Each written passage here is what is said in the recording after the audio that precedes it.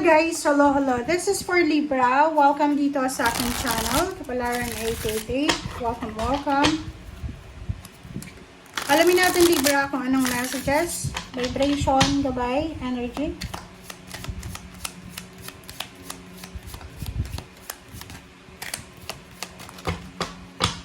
Okay, Libra, this is the first half of October 2025. Three of Coins.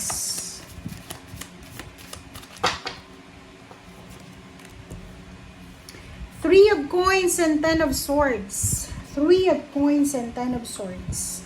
Collaboration. Focused common goals. Okay.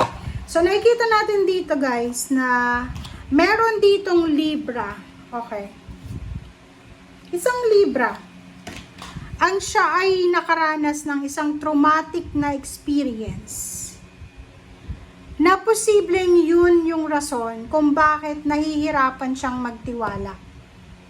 It's either business siya, natatakot siya, or nahihirapan siyang makipag-collaborate, makipag-partner sa isang tao na to.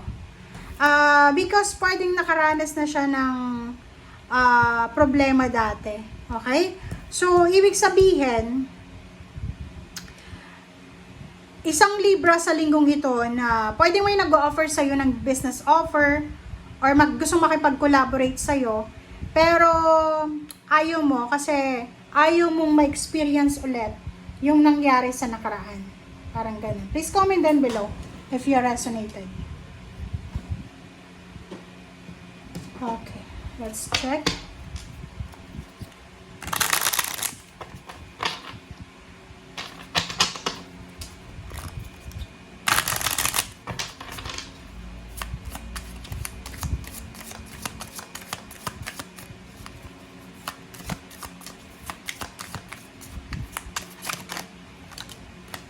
Okay, Libra, number 5, 5 of Clover, and 33. This is direction. So, ihanda mo yung sarili mo. Prepare yourself, okay? Ihanda mo yung sarili mo, Libra, because there's a good news coming. There's a good news coming. Ito ay possible na pera. Job offer, parang dito siya.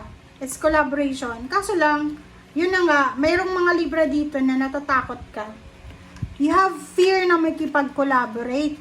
You have fear na makipag-business connection sa taong ito. Pero, sa linggong ito ay posibleng makatanggap ka ng magandang balita. Na itong magandang balita na to, ay, tingnan mo, itong dalawa ay connected sa bawat isa. 55. And eto good news din. So, sinasabi ng bara sa'yo na ihanda mo yung sarili mo kasi happiness will follow. Susundan ka ng kaligayahan, susundan ka ng pera. Wow, Libra, congratulations. So, marami kang pinoproblema, marami kang issue sa buhay financial, ang posibleng masettle sa linggong ito.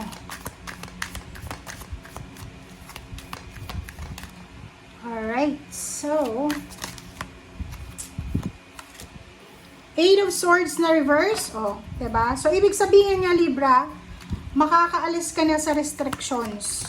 Halimbawa, kung marami kang utang, possible na ma-resolve na yung mga utang nyo kasi pwedeng magkaroon ng salary increase, higher position, mayroong mga job offers, may mga additional income, makakaipon ka na ng pera, at the same time, bagong trabaho. So, please comment down below if you resonated. Okay? So, yung first 4 cards dito, resonated siya dito. And dito. Ibig sabihin, ihanda mo yung sarili mo, Libra, kasi mayroon kang balitang matatanggap na pwedeng pagkakitaan. It's either new job, salary increase, higher position. May pagkakataon ka na para makaipon ng pera. May pagkakataon ka na para makaalis sa stagnation. Ano pa ba? Okay, Empress. This is new beginnings. Kumbaga, ito yung pagkakataon na ibibigay sa ng universe para makapagsimula ka na. Etong Ten of Swords, restrictions, parang pareho lang sila.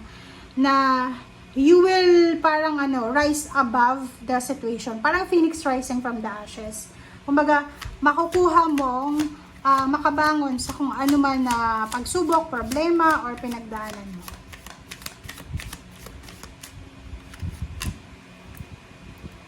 Okay, let go. So, you have the choice, you have the option, you have the opportunity na makapagsimula ulit.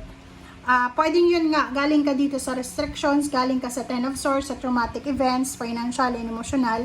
But now, binibigyan ka ng impress ng pagkakataon na makapagsimula. Binibigyan ka ng impress ng pagkakataon na ma-enjoy yung abundance and prosperity.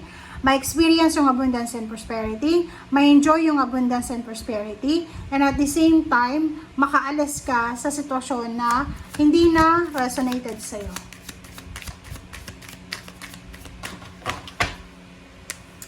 Alright, so Two of Swords, and then Hangman, diba? So, ibig sabihin, okay, comment down below, Libra, comment down below.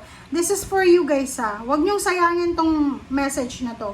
Kung ano man ang offer, kung ano man ang gustong iparating sa inyo ng universe sa 2 linggong ito, ano man ang klase ng offer na ino-offer sa'yo, mapa-job man yan, new job, new career, or anything na pwedeng pagkakitaan financially, wag na wag yung sasayangin. Kasi, dito sinasabi na pwedeng magdalawang isip ka eh. Pwedeng,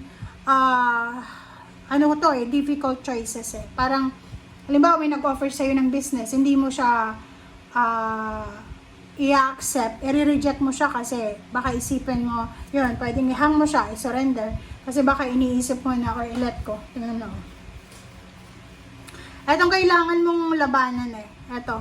Kasi dalawa eh. So, it's either you will let go the opportunity, you will let go the new beginnings, you will surrender. Diba? Sayang yun eh. And you will just parang procrastinate, contemplate, ganito. Which is, hindi siya makatarungan kasi kung ano man ang blessings na darating sa'yo sa ngayon, maraming tao yung nagpe-pray niyan. So, Two of Swords, sinasabi ng barahan, nahihirapan ka man mag-desisyon sa ngayon, but you need to be strong. You need to be courageous, you need to be strong, you need to be, decisive. Okay? And, wag mong ihang, wag mo nang patagalin. Okay? Kung ano man ang naiisip mo sa ngayon, Libra, kailangan gawin mo na siya as soon as possible. Kasi sayang yung chance, sayang yung opportunity, sayang yung youth, lalo kung medyo may edad ka na. Habang bata ka pa, habang kaya mo pa, just take the opportunity. Kumbaga, grab the opportunity, guys. Kasi sayang yung chance eh. 'Di ba? So, thank you guys for watching and see you again. Bye!